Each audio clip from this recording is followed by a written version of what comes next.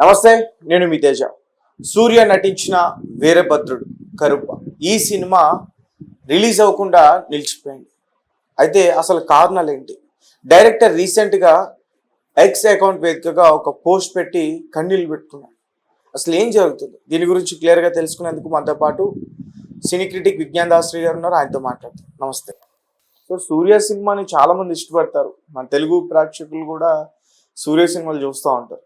So అట్లాంటిది ఇక్కడ మన వీరభద్రుడు అనే టైటిల్తో రిలీజ్ చేయాలనుకున్నారు. ఇక్కడ సినిమా ఆగిపోయింది, తమిళ్లో కూడా ఆగిపోయింది కరుప్ప. అసలు ఏం జరిగింది అంటే ఆగిపోవడానికి రీజన్స్ ఏంటి? డైరెక్టర్ కూడా కన్నీళ్ళు పెట్టుకున్నారు. ఇక్కడ విషయం ఏంటంటే ఏ సినిమా అయినా సరే రిలీజ్ అవ్వాలి అంటే రిలీజ్ కి ముందు ఆ ఫైనాన్షియల్ ప్రాబ్లమ్స్ అన్ని సెటిల్ చేసుకోవాలి. ఏదైనా కొంచెం బకాయిలు అటు ఇటుగా ఉంటే వాళ్ళ రిలీజ్ కానివ్వరు. చాలా మంది ఏమనుకుంటారంటే ఇప్పటి వరకు అన్ని అడ్డంకులు దాటుకొని రిలీజ్ కి సిద్ధపడ్డాము, మీకు ఇవ్వాల్సిన 10 కోట్లు 5 కోట్లు రిలీజ్ అయ్యాక వచ్చే కలెక్షన్లను బట్టి మీకు సర్దుతామని కొంతమంది అనుకుంటారు. రిలీజ్ అయ్యాక నువ్వు ఎక్కడ ఉంటావో మేము ఎక్కడ ఉంటామో, అది హిట్ అవుతుందని గ్యారంటీ ఏంటి, మీకు డబ్బులు వస్తాయని గ్యారంటీ ఏంటి, ఒకవేళ ఫ్లాప్ అయితే సినిమా ఫ్లాప్ అయింది కదా ఇక మేము ఇవ్వలేమంటావు, నువ్వు మా డబ్బులు మాకు ఇచ్చేయాలి. ఇటు వీళ్ళు కరెక్టే అటు వాళ్ళు కరెక్టే. పాపం ఒక మూవీకే ఇలాంటి ప్రాబ్లమ్స్ అన్నీ ఉంటాయి. నీకు ఒక విషయం తెలుసా, ఎంటర్టైన్మెంట్ జోన్ లో నేను చాలాసార్లు చెప్పేది చాలా ఉంటాయి. తీర్థయాత్రలు ఉంటాయి, జూ ఉంటుంది, అమ్యూజ్మెంట్ పార్కులు ఉంటాయి, వండర్లా, రామోజీ ఫిలిం సిటీ, ఏమేమేమో ఉంటాయి.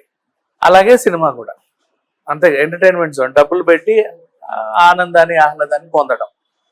ఇట్లాంటి దాంట్లో ఏదైనా సరే నువ్వు ఒకసారి చూసి 10 మందికి చెప్తే 10 మంది వస్తారు. ఇప్పుడు ఒక జూకి వెళ్ళావు, మనం ఏదో సర్కస్కి వెళ్ళావు, రే రింగులు భలే తిప్పాడు రా ఇట్ అయిపోయింది అంటే నువ్వు చెప్పేదాన్ని బట్టి 10 మంది వెళ్తారు అదేందో చూద్దామని. నెక్స్ట్ వండర్లా వెళ్ళావు, అది ఉంటుంది ఇంటర్స్టెల్లార్ ఇలా వెళ్ళొస్తుంది అనగానే నువ్వు చెప్తే 10 మంది వెళ్తారు.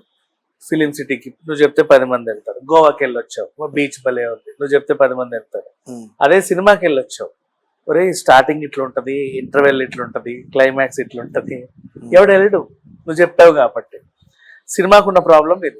పైగా ఈ నేను చెప్పే మిగతా ఎంటర్టైన్మెంట్ జోనర్లన్నీ కూడా ఒకసారి స్టార్ట్ అయితే జీవితకాలం ఉంటాయి. ఇప్పుడు నేను చెప్పినవన్నీ సినిమా ఒకసారి స్టార్ట్ అయిందంటే ఒక రోజే ఉంటుంది, మహా అయితే వీకెండ్, ఫ్రైడే సాటర్డే సండే, దానికి ఏమన్నా అంతకు మించి దానికి ఏముండదు. 300 కోట్లు పెట్టుబడి పెట్టి ఒక పెద్ద అమ్యూజ్మెంట్ పార్క్ కడితే జీవితకాలం బిజినెస్ చేసుకుంటారు. అదే 300 కోట్లు పెట్టి ఒక సినిమా తీస్తే 2 రోజులు 3 రోజులే బిజినెస్ చేసుకుంటారు. ఇట్లాంటి వాటికే అన్ని కష్టాలు. మళ్ళీ లీక్ అయినా ప్రాబ్లమే, ట్విస్ట్ రివీల్ అయినా ప్రాబ్లమే. ఇప్పుడు ఫర్ ఎగ్జాంపుల్ హిట్ 2 ఉంది, స్టార్టింగే మార్నింగ్ 7:30కో 8 o'clock నేను నీకు కాల్ చేసి కోడిపూర్ ఎవరో కాదు మన వీడే అని చెప్పాను అనుకో, నీ దాని మీద ఇంట్రెస్ట్ ఉండదు కదా. ఇంకా అట్లా ఒక మూవీకి అన్ని రకాల ప్రాబ్లమ్స్. అండ్ పోనీ సరే ఇవన్నీ పక్కన పెడితే రిలీజ్ కి ముందంటావా టెక్నికల్ ఇష్యూస్ వల్ల పోస్ట్ పోన్లు అవుతా ఉంటాయి, ఫైనాన్షియల్ ఇష్యూస్ వల్ల పోస్ట్ పోన్ అవుతాయి, క్లైమాటిక్ ఇష్యూస్ వల్ల పోస్ట్ పోన్ అవుతాయి, యుద్ధ వాతావరణం వల్ల పోస్ట్ పోన్లు అవుతాయి. అక్కడ కూడా అలానే అయింది, చెప్పలేము. చాలా రీజన్స్ ఉంటాయి, బోల్డ్ అనే రీజన్స్ వల్ల సినిమాలు పోస్ట్ పోన్ అవుతా ఉంటాయి. కాకపోతే ఏంటంటే నువ్వు చెప్పిన అఖండ 2కి 3 days తర్వాత రిలీజ్ అయినా 1 week తర్వాత రిలీజ్ అయినా హైప్ భారీగా వచ్చింది. కరుపుకి ఏంటంటే పోయింది. చాలా మంది ఎదురు చూసి టికెట్స్ తీసుకొని మళ్ళీ రీఫండ్స్ ఇచ్చి, ఇక్కడే కాదు US లోను అన్ని చోట్ల లేక ఒక పెద్ద పాన్ ఇండియా సినిమా వచ్చింది, పెద్ద స్టార్. అండ్ ఇందాక నువ్వు అన్నట్టు సూర్యకి తెలుగులో కూడా అభిమానులు ఉన్నారు అన్నావు, కానీ సూర్యకి తెలుగులో ఉన్నారు, హిందీలో ఉన్నారు, పాన్ ఇండియా లెవెల్లో ఉన్నారు. అంటే ఏ లాంగ్వేజ్ లో చూసినా ఈయన మావోడేనేమో అవును అనుకునే రేంజ్ అయింది. ఈవెన్ సింగంని నువ్వు హిందీలో డబ్ చేసినా వాళ్ళందరూ ఓన్ చేసుకున్నారు, ఈయనెవడో మన హీరోని అన్నట్టుగా. అట్లా సింగం హిందీలో ఉంది ఆల్రెడీ, అయినప్పటికి కూడా ఈయన మళ్ళీ తెలుగులో కూడా డబ్బింగ్ ఎవరు చెప్పారు కానీ ఆ వాయిస్ గట్టిగా అదంతా చూసేసరికి అదేంటి అందులో హీరోయిన్ అనుష్క ఉన్నా ఎవరున్నా సరే పట్టించుకోవాలి. సూర్య అంతే. నెక్స్ట్ ఇంకొక విషయం, లాక్డౌన్ టైంలో రిలీజ్ అయినటువంటి జైభీమ్ సినిమా అయితే చాలా మంది బాధపడ్డారు, ఇది థియేటర్ లో రిలీజ్ అయితే ఎంత బాగుంటుందని. ఒక బిగ్గెస్ట్ హైయెస్ట్ కలెక్షన్స్ తెచ్చేది, అట్ ద సేమ్ టైం అవార్డులు కూడా బోల్డ్ అని కొట్టేది. అండ్ మళ్ళీ దానికి అవార్డు ఇవ్వలేదు, ఆస్కార్ కి పంపలేదని గొడవ చేసిన వాళ్ళు కూడా ఉన్నారు. అవును. ఇట్లా సూర్య ప్రతి సినిమా అంతే. అండ్ ఆకాశమే హద్దురా దాంట్లో యాక్చువల్ గా చెప్పాలంటే సూర్య రేంజ్ లో ఆ స్టైలిష్ హీరో ఆ ఏజ్ లో ఉన్న రవితేజ కానీ మన దగ్గర కూడా చాలా మంది ఉన్నారు ఆ ఏజ్ యాక్టర్లు. హీరోయిన్ అంటే సంథింగ్ ఏదో ఎక్కడి నుంచో తేవాలి, ఏదో 10 సినిమాల్లో చేసిన ఇంకేదో ఉండాలంటే డిఫరెంట్ గా ఆలోచిస్తారు. అపర్ణాన్ని పెట్టినా సరే యాక్సెప్ట్ చేశారు. సో ఇట్లా ఈ రకంగా చూసుకుంటే సూర్య ఈజ్ ఎ వర్సిటైల్ యాక్టర్ చెప్పాలి అంటే. దాంతో పాటు వాళ్ళ బ్రదర్ అండ్ అలాగే ఏ హీరో అయినా సరే ఒక హీరోయిన్ ని పెళ్లి చేసుకున్నాడు అంటే ఆ కపుల్ కి ఒక సపరేట్ ఇది ఉంటది.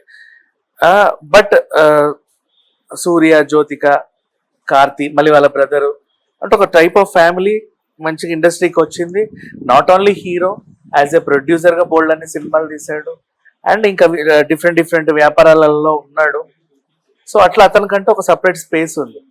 మరి ఇన్ని చేసే ఆయన సినిమా ఆగిపోయింది జస్ట్ ఒక 10 కోట్ల ఇష్యూ అంట అనగానే చాలా మందికి అంటే వీళ్ళు ఏం చేస్తారంటే కరెక్ట్ రిలీజ్ టైంలో ఇబ్బంది పెడితే ఎవడో ఒకరు తెచ్చి ఇచ్చేస్తాడులే డబ్బులు.